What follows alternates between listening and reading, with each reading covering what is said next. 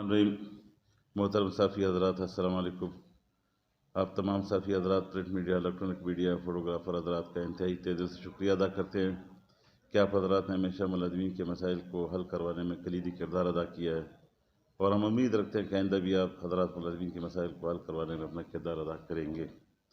मोहतरम साफ़ी हज़रात, अल Pakistan clerk association app का एक मुनज़्ज़म और बलगीर तंज़ीम है जो सरकारी मुलाज़मीन के हुकूक़ के उसूल और इज़्ज़त नफ्स के तहफ़्फ़ुज़ के लिए हमेशा जद्दोजहद करती रही है। आप हज़रात के लम्हे कि ऐप्का ने एक तवील तहरीक चलाई।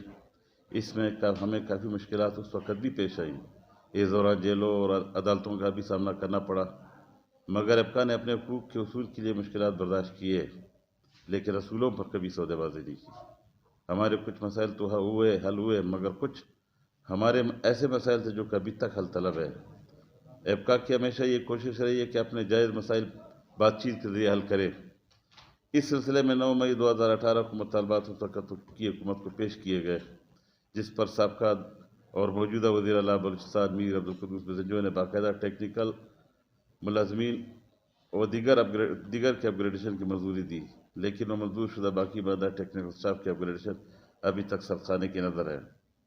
साबका हुकूमत को भी वक्तन फ़वक्तन अपने जायज़ मुतालबात पर मबनी चार्टर ऑफ डिमांड पेश करते रहे, लेकिन आज तक इन पर अमल दरामद नहीं हुआ।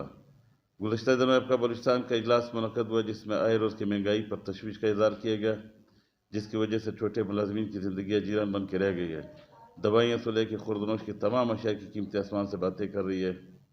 आज मुलाज़मीन ज़हनी मरीज़ बन गए। इन तमाम मसाइल को मद्देनज़र रखते हुए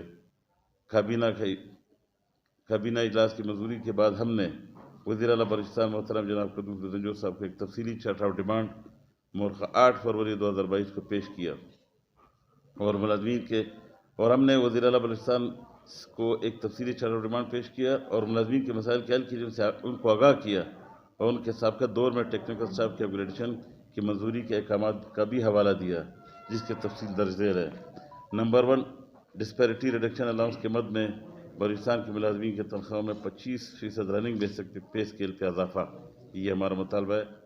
नंबर 2, कोयटा में क्लर्क हाउसिंग स्कीम का अलाटमेंट व कब्जा और बाकी अजला में हाउसिंग स्कीम के लिए ज़मीन का अलाटमेंट। नंबर 3, टेक्निकल और नॉन टेक्निकल स्टाफ के अपग्रेडेशन। याद रहे कि इससे कबल भी मौजूदा वज़ीर आला मोहतरम जनाब अब्दुल कुद्दूस बेज़ंजो साहब ने इसकी मंजूरी दी, लेकिन इस पर कोई अमल दरामद नहीं हुआ। मुंसलिक महकमा जात के तमाम मुलाज़मीन को हाउस रिक्विजिशन और यूटिलिटी अलाउंस व दीगर मराहत यकसा दी जाए।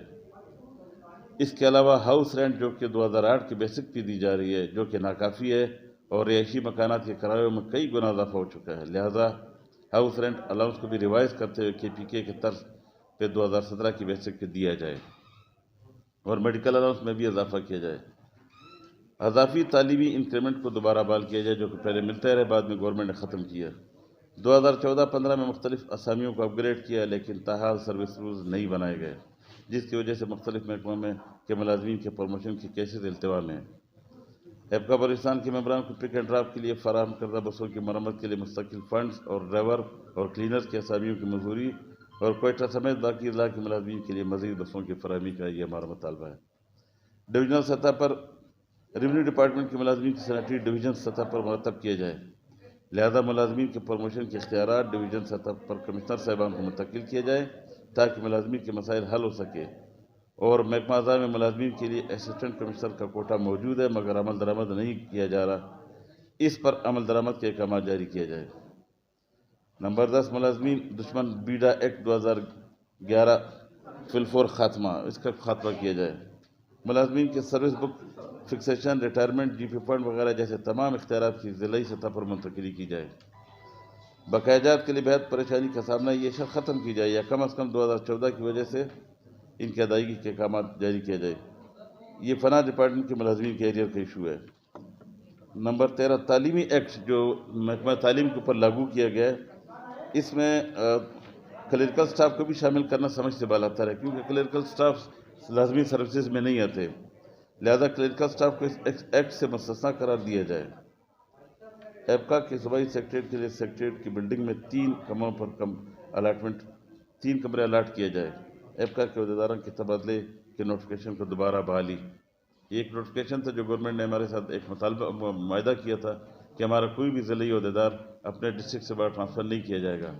یہ کافی عرصہ تک یہ نوٹیفکیشن انٹیکٹ رہا، اس کے بعد گورنمنٹ نے اس کو کینسل کر دیا، لہذا مطالبہ بھی دوبارہ کر رہے ہیں کہ اس کو دوبارہ بحال کیا جائے۔ واسا ملازمین کی 16 ماہ سے اوور ٹائم اور 2 ماہ کی تنخواہیں نہیں دی گئی، لہذا ان کو اوور ٹائم اور تنخواہیں فی الفور ادا کی جائے اور ان کے لیے مستقل بنیادوں پر فنڈ مختص کیا جائے۔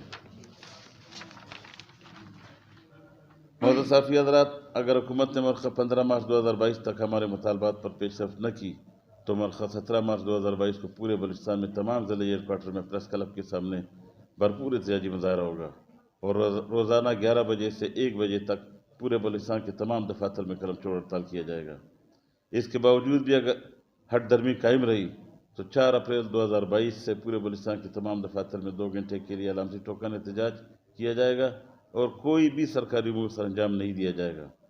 اس کے باوجود بھی اگر ہمارے چارٹر ڈیمانڈ پر عمل درآمد نہیں ہوا تو دوبارہ صوبائی کابینہ کے اجلاس طلب کر کے آئندہ کے لیے سخت لائحہ عمل طے کیا جائے گا، جس کے تمام تر ذمہ داری صوبائی حکومت پر عائد ہوگی۔ معزز صحافی حضرات، جیسا کہ آپ کے علم میں ہوگا کہ ایپکا گرینڈ الائنس کا حصہ بھی ہے، چونکہ ایپکا اپنے مسائل بھی ہے اور گرینڈ الائنس تمام تنظیموں کے ملازمین کے مشترکہ مسائل کے حوالے سے احتجاج کر رہی ہے، جس کی ایپکا حمایت بھی کرتی ہے اور گرینڈ الائنس کا جو بھی پروگرام ہوگا اس میں بھرپور شرکت کرے گی۔ معزز صحافی حضرات، آخر میں ایک بار پھر آپ تمام حضرات کا تہہ دل سے شکریہ ادا کرتے ہیں، اس امید کے ساتھ کہ آپ ہماری اس آواز کو کام بالا تک پہنچائیں گے۔ آپ تمام دوستوں کا بہت بہت شکریہ۔